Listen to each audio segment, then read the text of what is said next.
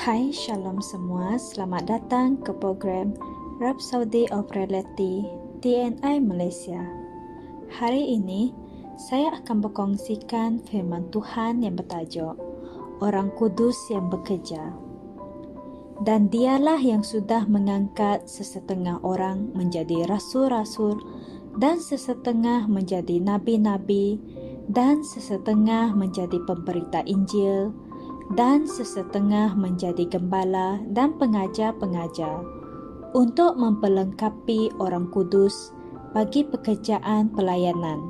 Efesus 4 ayat 11 hingga 12. Idea dan harapan Allah bukan hanya untuk sebilangan daripada kita menjadi efektif dalam pekerjaan pelayanan, sementara sesetengah orang yang lain di gereja menjadi para penonton.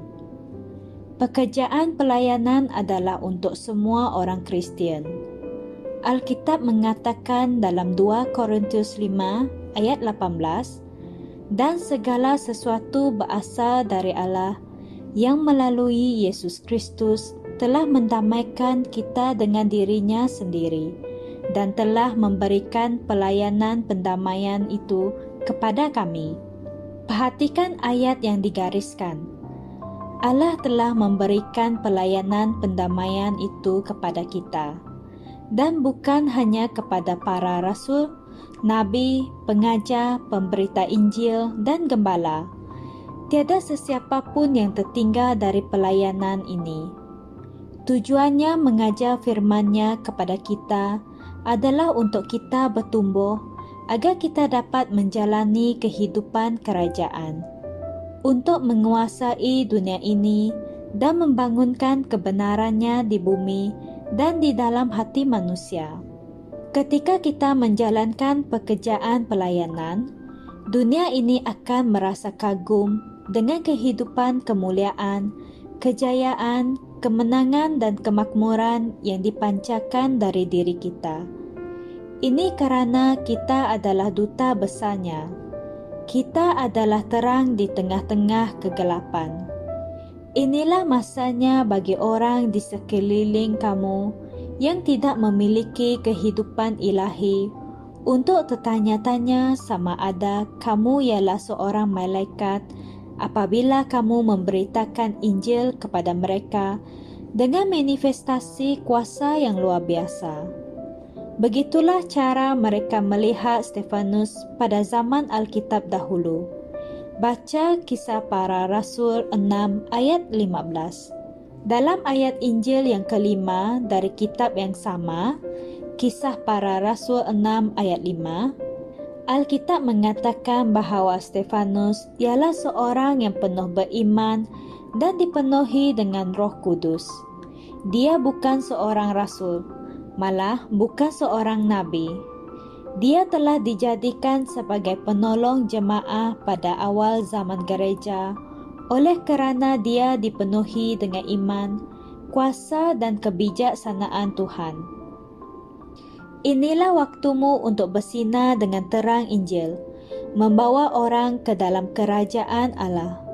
Di mana sahaja kamu berada, biarkan manusia melihat perbuatan-perbuatanmu yang baik dan memuliakan Bapa-Mu yang ada di syurga. Alkitab mengatakan, bangsa-bangsa lain akan datang kepada cahayamu dan raja-raja kepada cahaya yang terbit bagimu.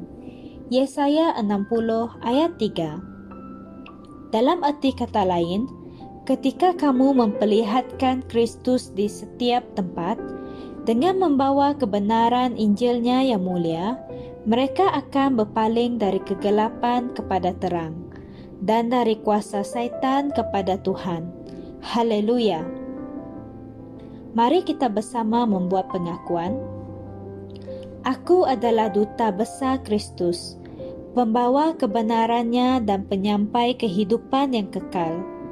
Melalui aku, terang Injilnya yang mulia dinyatakan, dan manusia berpaling dari kegelapan kepada terang, dan dari kuasa syaitan kepada Tuhan.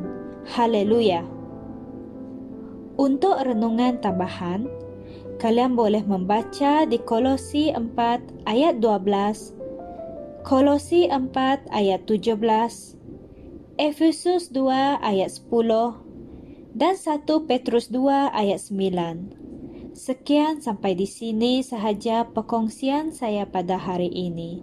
Tuhan memberkati.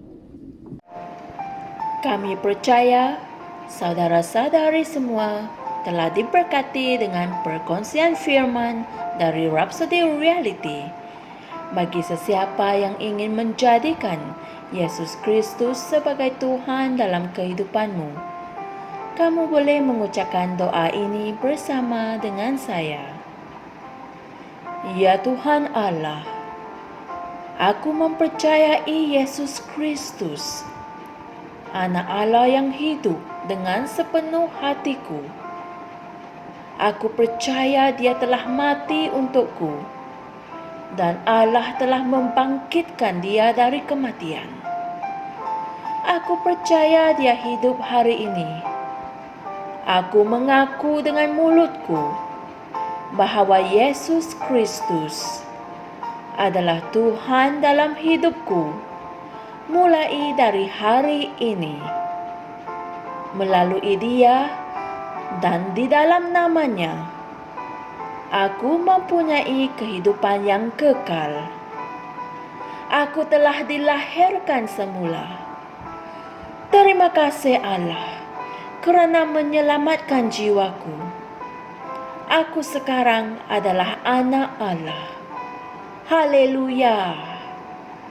Tahniah, sekarang kamu telah menjadi anak Allah. Untuk apa-apa sebarang pertanyaan atau untuk mendapatkan lebih banyak maklumat mengenai bagaimana untuk bertumbuh sebagai seorang Kristian, anda semua boleh hantar mesej di akaun Facebook kami atau email kami di tni.msia@gmail.com. Sekali lagi, tni.msia@gmail.com. Tuhan berkati Anda semua.